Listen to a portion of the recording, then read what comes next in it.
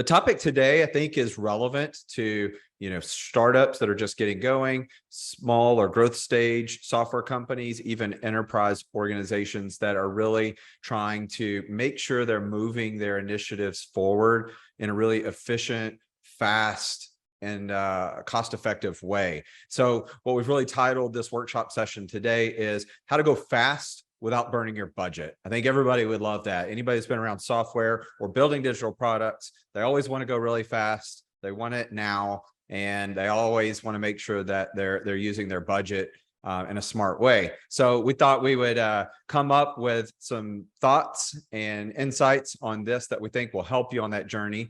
So before we dive in, just a little bit about me. My name's Jeff Francis. I'm one of the co-founders of ENO8. We're an Inc. 5000 digital innovation studio based out of Dallas, Texas.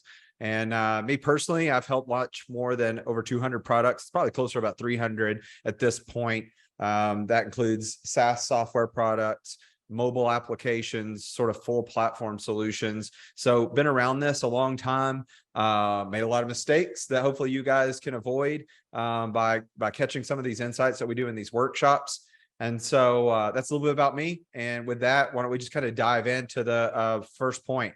So first is, do you know how fast you're actually going? I think this is a good starting point, because if you're using your gut or feelings to gauge whether you're progressing the way you should, or you're being cost effective with how you're using your budget, then you automatically need to start by getting some real data and really truly understanding where you are as a starting point. And so one of the main elements of this is a good understanding of your team's velocity. And so what do I mean by that? A lot of you may be familiar with sort of Scrum or Agile principles, but velocity really talks about how fast your team is able to do work, right? And so that's usually where I start. It's if we feel like things aren't moving, immediately go to, what does our velocity say, right? And you can measure that in a lot of different ways. My preference is to use story points. And story points is one of those sort of items that invokes a lot of debate among people, I think, a lot of times. But I can kind of just share how I typically do that. And not that that's the only way. It's what's worked for me. So one of the first things that people ask about when they're not familiar with using story points to sort of judge effort level and velocity is, well, how many points make up an hour? The mind automatically goes to, let me figure out how to understand the concept of a story point. And usually that's by relating it to, well, how many points are in an hour, or how many hours are in a point? And so one thing is, are you even using points, or are you even using some sort of measure of the effort involved with a work item or a body of work items, right? A rule of thumb for me is if I don't have a team that's already scoring things with points on their own and already been doing that for a while, to sort of establish some sort of a relative measure, I'll just sort of introduce a guidepost. And what I mean by that is, I'll say, okay, look, I'm expecting 13 points a week from a sort of mid-level developer, and maybe 16 to 18 points a week from a more senior resource, as an example. So let's just use 15 points. Let's say that we're expecting our team to close 15 points per week, right? And so as you start looking at the different work items that you have in your sprint, then you want to make sure that nothing goes into the sprint if it doesn't have point estimations on it, right? And then when you're distributing that work out to the team, or developers are picking up tickets, you want to see how many points are they closing each week, right? And so it sounds like a really simple concept. And again, I want to stress that points is intended to be a team specific measure, right? So every development team is going to be a little different in terms of how they score things with points, and how fast they're closing points. It's a relative measure. But if you don't have any kind of measure in place right now, you need to establish that sort of way to gauge something more mathematically, right? So back to my example, if we say, okay, we're expecting each team member to close 15 points a week, and we're doing 2-week sprints, then every developer, a reasonable load should be about 30 points per sprint, right? So first, does everything have a point estimation on it? Are the amount of points that are in the sprint appropriate for the size of our team? So as an example, if I've got 2 developers and our desired pace is 30 points per developer per sprint, then I need to make sure that my sprint doesn't have any more than 60 points in it, right? You could also argue that you may want to leave a little bit of space for things that are not planned that have to get addressed in the sprint. Like example would be, if there's some kind of bug that gets identified with one of the tickets and it's going to maybe take some extra time, you may want to sort of keep a little bit of room in your sprint planning for things that are unexpected that might come up, right? But let's say that our target velocity is 60 points per sprint because we have 2 developers, they're closing 30 points per sprint each. Then at least now you have a way at the end of the sprint to look back and go, how did we do, right? Did we hit our target? Did we not hit our target? And what will begin to happen is people will start to adjust how they gauge effort, and keeping in mind that, a full week's work is about 15 points. Right, in this example. So make sure that you have some way to measure your velocity. If you don't, insert sort of a guidepost that may not be exact. And then as you stick to that consistently over time, then you can begin to get more clear on what's the right points to plan for each resource, for each sprint as a whole, and what should your target velocity be. And you can make it about the data. Too many times I see that teams are running based off gut feel, and these sprints don't stay consistent. Things are getting added in the middle of the sprint. Things are getting removed in the middle of the sprint. Things are getting added to the sprint that don't have any kind of points estimation on it. So let's say that a developer picks up a 5-point ticket, but it doesn't have a story point estimate. So it's 0. So they complete that work and there's no point total that gets added, right? So in essence, if you're looking at the numbers, they did nothing, which is not true. And what will ultimately happen is it's very demoralizing to the developers. And it also doesn't give you any way to know, like, are we on track or not, right? So if you really want to start, but if you want to go fast, you got to start by knowing how fast are you actually going. Keep in mind, you want to look at those sprints. You want to measure like how many points went in, how many points got completed at the end of it. And then don't forget the sort of daily accountability that comes with your daily stand-ups, right? So if I'm running a project, then one of the things that I'm looking at, it stays pretty high level during the sprint. But one of the things that I'm looking at is, are tickets moving day by day? If I have a developer that has a 1-point ticket, and their update today is that they'll have it done tomorrow. Well, when we get on the Scrum call tomorrow, that ticket should be moved. It should be moved to QA, or it should be off of their plate by that point, right? If it's not, red flag. I need to ask questions and understand what's going on here. Is there a blocker? Is the ticket not clear? Is the estimate wrong, right? Now, we wouldn't want to change the estimate in the middle of the sprint. Let's stick with what we started with, but we know that we can learn something from that. That wasn't a 1-point ticket. Why? Next time we do our backlog grooming, we can do a much better estimate. So use points, make sure you're measuring your sprints, make sure you're using daily accountability.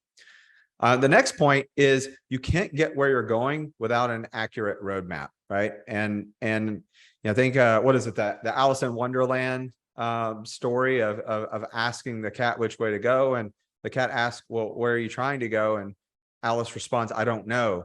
And then the cat says, well, you're very likely to get there, right? Because if you don't know where you're going, you have no way of understanding where you're going to end up, right? And so a couple of things to think about when you're talking about having an accurate roadmap. One is, do you have a roadmap that's broken into pieces that are prioritized, they're properly planned, they have sufficient detail, in the tickets, and they're really thought through and ready to work? This is another killer that we see all the time, is that sprints are started when they're really not ready. And then again, what happens? the developers aren't going to move efficiently. And the sad part is that a lot of times the blame gets put on the developers, the resources, right? And so we don't want that to happen. And so the best way to make sure that you get good velocity is make sure these sprints are really well planned, and make sure that they align with your overall roadmap. We're working on the right things right now, and there's detail so that when we hit the button on that sprint, we don't immediately hit walls and get stopped, right? You know, making sure the sprints are detailed, make sure the tickets are broken out, making sure the team is involved with sort of the grooming process. Have they had a chance to look at it? Have they been able to buy in, give the estimates for the different work items? And the beautiful thing about the developers giving the estimates is that they have shared ownership in gauging that effort level. If there's someone that's sort of in an ivory tower setting the date, setting the effort, and then just assigning it to the developers, they're not bought into it, right? And it's really important that the developers have that voice and that input, right? So detailed planning, make sure that you're spending enough time grooming the backlog, you're working on your roadmap, you're gauging the effort level, and you'll set your developers up to really be successful. And then don't forget about setting dates. This is another common thing, is especially in Scrum, is everybody gets really focused on just what's the sprint in front of them. And while that is good and that needs to happen, don't lose sight of big key target dates, right? So if all of these sprints go together to do a big new production release at X date, make sure that date is established. You've got math behind it that helps you to understand, is that doable? You've planned for things that are non-development related, like your user acceptance testing, maybe beta testing with a test group, your regression testing from your QA, the release process also, right? That's all stuff that takes time. So make sure that's in your plan, right? Next is your team fully aligned? And so, you hear a lot about vision, alignment. I talk about it a lot. You'll see it's a theme that comes up a lot in our different live workshops. Even though the topic may be different, this concept of alignment comes up over and over and over again. And the reason is that it's just extremely important. And if you're not aligned, it's really hard to be successful, right? So keep in mind that an effective team alignment involves a really crystal clear vision, and that would include a vision for both the short term and the long term. And then another element that I also talk about very frequently is this concept of validation gates, right? So in terms of our vision, and then thinking about goals, what are the goals that help us further validate that our product is going the right way? And this applies if you're launching the product initially. How do you get validation, really early on, even if it's just, having a design prototype and getting feedback from potential users, or if it's a product that's already pretty mature and you're continuing development on it, how do you get validation from the new features and effort that you're putting to make sure that your roadmap is proceeding in a way that really brings new value to the product, right? Another item that I kind of think is in this bucket is alignment among stakeholders. And stakeholders is a very broad term, right? It's of course, the developers and the testers and the other people involved with the actual development team, but that also involves executives or internal stakeholders, maybe whoever controls the budget, right? Whoever interacts with the customer, perhaps, or the user. The users themselves are stakeholders, right? You go out to every customer and ask them, hey, we're thinking about doing this. Do you want it? But getting that pulse and buy-in from the representative of the customer or the user as a stakeholder is really important, right? And then just thinking about, Simon Sinek talks a lot. He's really famous for talking about the why. I think, that's something that gets missed a lot of times that really adds a lot of value is is making sure that everybody involved with the product effort is clear on what's the why behind the product. Why does this need to exist? How does this impact people's lives? Why is this important work?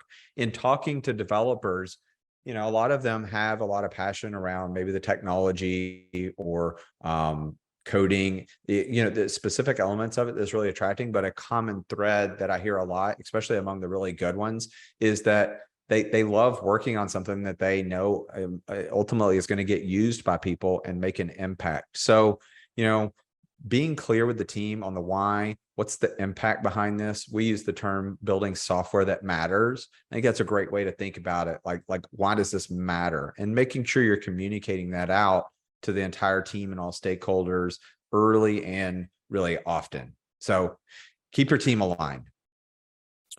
This one here, I love this one. We have a coach that we work with, and I'm probably not doing a great job of repeating the phrasing that he uses pretty frequently, but this concept of steady is smooth, smooth is fast. And I think the Navy SEALs actually, like they say it's slow is smooth, smooth is fast, right? I've kind of tweaked it a little bit. I think both of them get to the same point.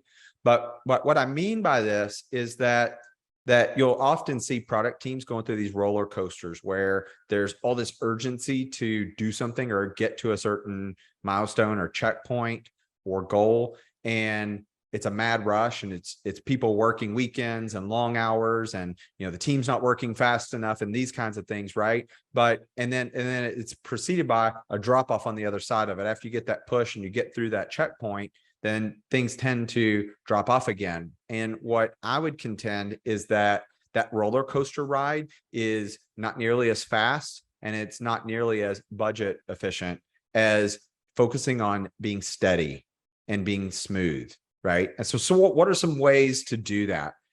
One is to focus on like staying in integrity or being consistent with your process ceremonies. And so what does that mean? So in Scrum, there's a certain set of what you would call ceremonies that could include things like your daily stand-up meetings, your backlog grooming meetings, your sprint planning meetings, your retrospectives.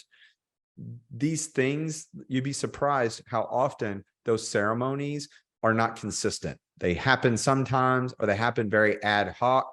Like they're not on the calendar as a recurring event for the people that need to be involved with it, and you never get ahead of it. And the result is that you go into sprints poorly planned, and they're really clunky, right? So if you want to be smooth and you want to be fast, then I would really encourage you to try to be consistent with your ceremonies, be religious about following through on them, make sure they're happening on time, and get ahead of your planning so that as those sprints get ready to start, you've already got stuff really well planned, very detailed, and ready to go, right?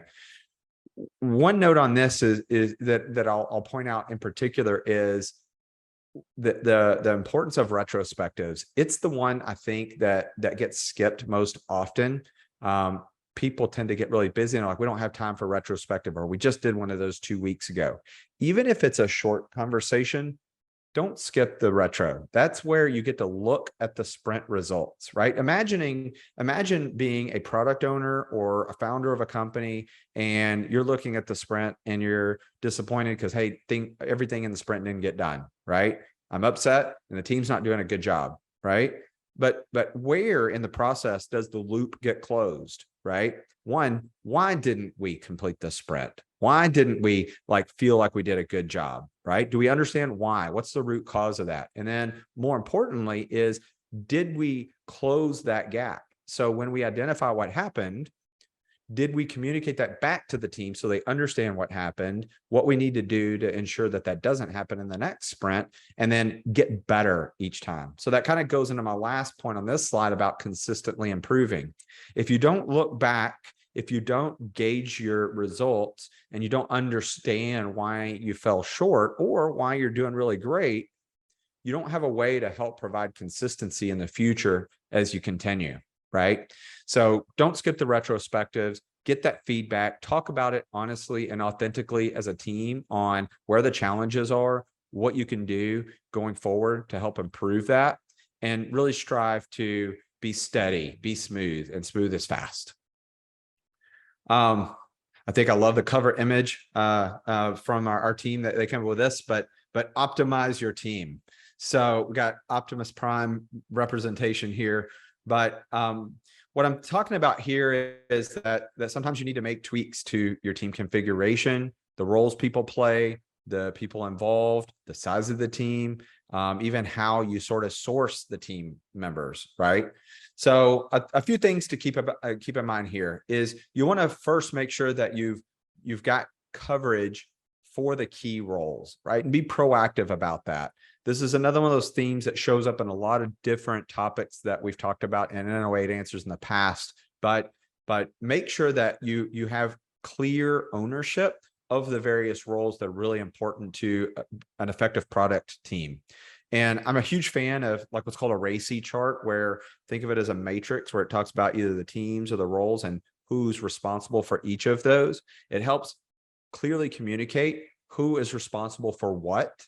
And then ultimately it helps you figure out, like, if something's not working, who's responsible for that? Who do we need to talk to or get enrolled in resolving that, right? And so, that kind of leads into the next item that I had here, is making sure that you have the right resources and they're in the right roles. And the poster child for this one that I use a lot is, the example of a senior or an experienced developer wearing the hat of like a solutions architect, right? So they may be a good developer and they may have good insights on how to architect or what the technical approach should be for a product, but that doesn't mean that they're an architect. And you don't necessarily need a full-time architect on many product efforts. Sometimes you do, sometimes you need multiple, but you want to make sure that there's somebody who actually is qualified, has the appropriate experience to be covering that role, right? So don't put your developer in a really bad position to have to play architect, where they're going to make decisions that ultimately isn't really fair to them. It's not fair to the product either. So that's just one example. Other things to keep in mind that I see a lot is not having clear product ownership. And so if you're an entirely internal team, you'll have that product owner on your team. Sometimes people are working with a third-party partner that's really turnkey, and they're managing and running the entire delivery effort. Maybe that product owner will be on their team, but what we'll find is if there's not clear ownership over the product, then there's not a final say on what we're building and how do we prioritize and what the product needs to look like, right? And getting mixed signals from multiple people giving direction, oftentimes conflicting information and direction, just wreaks havoc on a product team.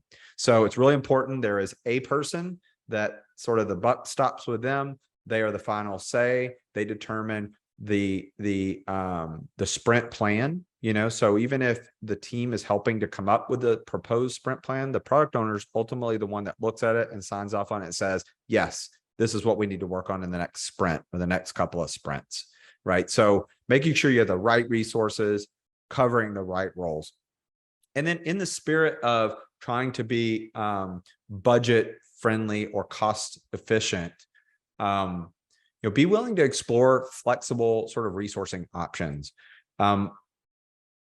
In most cases, in fact, like especially big dev efforts, there's a mix of different types of resources involved. Maybe that is full-time employees that are on your in-house staff, like W-2 employees. They're employees, that's what their job is, and they're dedicated to that internally. Very frequently, it's a mix, though. It may be part employees, it may have freelancers, contractors, or third-party partners that are working together jointly on the product, or maybe they're dividing up different pieces of the product.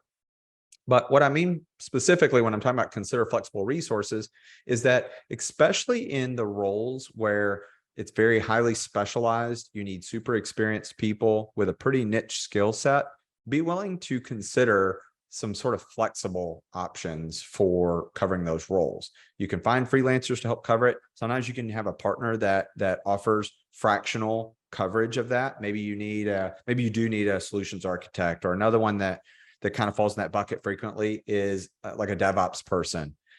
You may not have enough work to keep a bona fide DevOps person or a bona fide architect busy 40 hours a week on work that is within that kind of key role. So using a flexible resource is maybe partially allocated, 10 hours a week, 20 hours a week, that kind of thing, really helps to make sure that you're covering the roles with the right people, but you're also being pretty friendly to the budget to how you cover that role. The other one to keep in mind here is that I think one of the big challenges for product companies or companies that their sort of primary offer is their software product is how big of a team do we need on our full-time staff, and how does that sort of change with our roadmap that's coming up, right? And so, for instance, if you're undergoing a sort of significant rebuild, as an example, you have an in-house team, it may be necessary to use a partner to help add additional bandwidth to that effort, because it's going to be for a specified period of time. Maybe it's for 6 months or 12 months or 2 years. Like, it's a period of time, but after that big push is done, you won't need that big of an in-house team. And so nobody wants to scale up a real big team and then have to lay people off. And so using some of these flexible options helps you boost that bandwidth. And yes, you're going to pay more per hour if you do the math than if you were to hire somebody. But don't forget about all of the costs that are easy to overlook. Things like the recruitment cost. It's a competitive landscape, and it's not simple and easy to just go grab resources. It's a competitive marketplace, and especially for the really good resources, you have to be competitive, right? And so finding them, sourcing them, interviewing, testing, screening, going through that whole process is very time consuming. And oftentimes you don't hit it on your first try, right? I mean, in an ideal world, your hiring process would be so great that once somebody gets through and you hire them and they start, 100% of the time they work out and they're fantastic. Unfortunately, that's just not the way that it works in the real world. And so using some of these more flexible options, if you're doing the math, you may pay a little bit more, like on an hourly basis for that. But keep in mind, hiring, turnover cost, training cost, the management cost of it. And that doesn't even get into those types of roles where you would really struggle to keep that type of resource really full-time active on the things that they really enjoy working on and are good at. And so if they're not productive, that's another cost. So that's another reason I'm a big fan of sort of these flexible or fractional type of resources for certain types of key roles. So that's the main points I've got for today. I think we usually try to keep this to 30 minutes. Looks like I got like 2 minutes left. So if you guys have questions, please throw them in the question window or the chat window, and I'll try to cover a couple of those, maybe even stick over for a couple of extra minutes if we need to. Real quick though, before I go to any questions, looks like maybe one just popped into the chat. Just a reminder, we talk a lot about this kind of stuff. Hopefully it's valuable to you all. Reach out to us. Let us know. Do you like the topics? Did you get value out of it? Did you not? What would you like to see us do differently? We would love the feedback, whether it's good or bad. You can drop us an email to info@ENO8.com. Or feel free to reach out to me on LinkedIn. I'm pretty active there, and there's a URL there. It's just /Francis Jeff. And so feel free to reach out or connect if we're not already connected. Would love to hear from you. Jumping back to the Q&A, it looks like, let's see. This one, Jordan, this looks like maybe this was a question that you took offline, but it says, how do you know upfront if your product warrants an architect rather than a skilled, experienced developer? The short answer is you almost always need an architect involved at some level. And so for a very simple, let's take an example, a very simple product, let's say it's a very few number of what we'd call towers, like technologies that are involved, right? So let's say that it's very few towers and it's a simple product. We're not talking about a lot of heavy duty security that's unusual or scalability needs, anything like that. but let's take a plain vanilla sort of really simple example, and you're building it from scratch in this example. You're going to want to have an architect involved at the very, very beginning before you even get developers, most likely, right? Because you're going to need to make big decisions that are going to impact the product development for who knows how long, probably until you rebuild it, right? Or significantly rebuild it. And so things that architect are going to help you make sure that you do a lot better is things like choosing the technologies, choosing your tech stack, choosing the platforms, right? Choosing what frameworks or languages that we're going to use to actually write everything in, right? Those are big decisions that have lasting effect, right? And you don't want a developer making those decisions. Like one of the most common pitfalls that I see when a developer's making those kind of decisions is they make the decisions based on what they're comfortable with, not based on what the product is really needing or what's best for the product, right? So especially at the very beginning, maybe it's a short-term thing to get a lot of the big stuff roughed in. But then I think it's best to have an architect sort of steadily involved throughout the life cycle. That doesn't mean that they have to be on there full time. Again, I've seen projects where having an architect involved as little as maybe 4 to 6 hours a week to help do code reviews, help review things that are coming up in the backlog and plan for it to make sure that it's aligned with the overall technical plan for the product. So maybe even, reviewing pull requests and things like that from the team to help sort of stay in the code and ensure that we're going on the right direction. Sometimes you can double dip an architect with a DevOps person, right? Now, keep in mind, usually the cost profiles for those two different roles is quite different. So there's some nuance to determining whether that's really right for your situation or not. But I have seen where it's worked really well, where we have an architect and there's not enough of a need to do sort of hardcore architecture work on an ongoing basis, but they will also be the one that sort of manages the infrastructure and the DevOps and the release process. So that's a combo sometimes I see that works pretty well in certain situations. So hopefully that helps.